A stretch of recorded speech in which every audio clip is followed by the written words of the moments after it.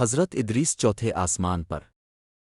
ہلال بن سیار کہتے ہیں کہ حضرت ابن عباس نے حضرت کعب سے پوچھا کہ قرآن پاک کی اس آیت اور ہم نے ان کو اونچی جگہ اٹھا لیا کا کیا مطلب ہے؟ تو حضرت کعب نے فرمایا اللہ عزوجل نے حضرت ادریس کی طرف وہی بھیجی کہ میں تمہیں ہر روز تمام بنی آدم کے اعمال کے برابر درجات دیتا ہوں۔ اس سے مراد اس زمانے کے تمام بنی آدم ہیں، تو حضرت ادریس نے چاہا کہ پھر تو اعمال میں اور اضافہ ہونا چاہیے۔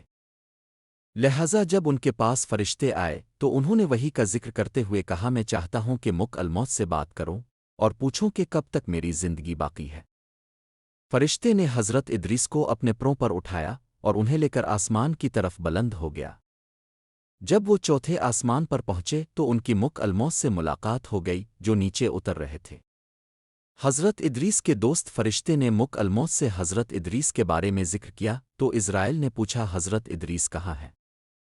فرشتے نے جواب دیا کہ وہ میری پشت پر ہے۔ اس پر مک الموت نے حیرت کا اظہار کرتے ہوئے کہا کہ وہ تعجب ہے، مجھے پروردگار کی طرف سے کہہ کر بھیجا گیا ہے کہ حضرت ادریس کی روح چوتھے آسمان پر قبض کر لو۔ تو میں نے سوچا کہ وہ تو زمین پر ہیں، ان کی روح چوتھے آسمان پر کیسے قبض کروں؟ ابھی اسی سوچ و بچار میں تھا اور زمین پر اتر رہا تھا کہ تم انہیں لے کر چوتھے آسمان پر آ گئے۔ پھر مک الموت نے ان کی روح قبض کر لی۔ ابن ابی حاتم نے بھی اس آیت کی تفسیر کے ذیل میں اس حدیث کو ذکر کرتے ہوئے یہ اضافہ کیا ہے کہ حضرت ادریس نے فرشتے سے کہا مک الموت سے میرے بارے میں سوال کرو کہ میری عمر کتنی باقی رہ گئی ہے، جبکہ حضرت ادریس فرشتے کے ساتھ ہی تھے۔ فرشتے کے سوال پر مک الموت نے کہا جب تک میں انہیں دیکھ نہ لوں اس وقت تک کچھ نہیں بتا سکتا۔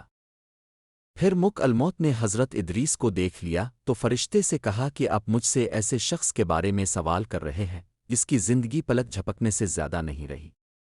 پھر فرشتے نے پر کے نیچے حضرت ادریس کو دیکھا تو ان کی وفات ہو چکی تھی۔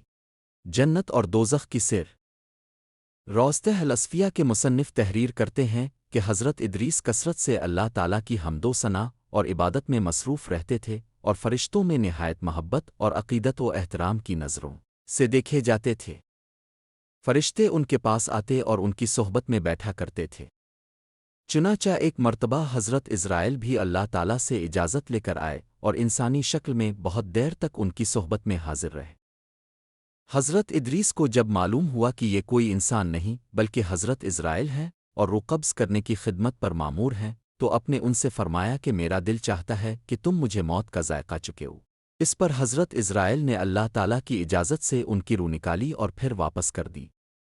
اس کے بعد حضرت ادریس نے ان سے فرمایا میرا دل چاہتا ہے کہ میں جنت اور دوزخ دیکھوں۔ چنانچہ حضرت اسرائیل نے اللہ تعالیٰ سے اجازت لے کر انہیں دوزخ دکھائی۔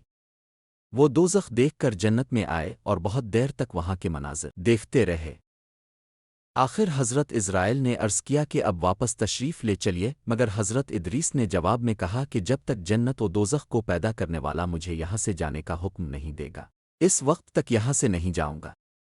چنانچہ اللہ تعالیٰ نے ایک فرشتے کو مقرر فرمایا کہ وہ ان کے درمیان فیصلہ کر دے۔ حضرت اسرائیل نے اس فرشتے کو پوری صورت حال بتائی، پھر حضرت ادریس نے فرمایا میں قانون خداوندی کے مطابق موت کا ذائقہ چکھ چکا ہوں اور اب جنت میں آ گیا ہوں۔ چونکہ حق تعالیٰ نے فرمایا ہے ہم تم کو اس سے نہیں نکالیں گے، لہٰذا میں یہاں سے نہیں جانا چاہتا۔ حضرت کعب احبار کی روایت ہے کہ فرشتے نے اللہ تعالیٰ کے حکم سے فیصلہ کیا کہ اچھا اب چھٹے آسمان پر رہیے اور فرشتوں کے ساتھ عبادت کیجیے۔ چنانچہ حضرت ادریس علیہ السلام چھٹے آسمان پر فرشتوں کے ساتھ عبادت میں مشغول رہتے ہیں۔ اس سلسلے میں متفق علیہ حدیث یہ ہے کہ حضرت ادریس چوتھے آسمان پر ہے۔ مجاہد اور دیگر بہت سے علماء کرام کا یہی قول ہے۔ حضرت زہری نے بھی حضرت انس سے مروی معراج کی حدیث نقل کی ہے کہ جب نبی کریم صلی اللہ علیہ وسلم معراج کی رات چوتھے آسمان پر پہنچے تو وہاں اب صلی اللہ علیہ وسلم کی ملاقات حضرت ادریس سے ہوئی، جنہوں نے حضور صلی اللہ علیہ وسلم کو دیکھ کر فرمایا مرحبا صالح بھائی اور صالح نبی۔ القابیل کے ساتھ جہاد۔ حضرت ادریس کی زندگی میں دو چیزیں بہت نمایاں ہیں، ایک واعظ و تبلیغ اور دوسری القابیل کے ساتھ جہاد۔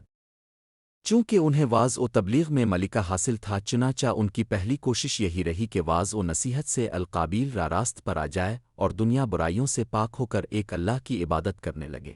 لیکن شیطان نے ان لوگوں کو پوری طرح اپنی گرفت میں لے لیا تھا۔ جب آپ ان سے اللہ کی وحدانیت کی بات کرتے، ایک اللہ کی عبادت کی نصیحت کرتے، برائیوں کو چھوڑنے کی تلقین کرتے، تو یہ باتیں ان لوگوں کو بڑی ناگوار گزرتی اور آگ بگولا ہو کر انہیں اذیتیں دیتے، تمسخر اڑاتے، پتھر مارتے۔ دراصل ایک طویل عرصے تک شیطان کے زیر اثر رہ کر یہ لوگ شرک و کفر اور برائیوں کی دلدل میں گردن تک دھنس چکے تھے۔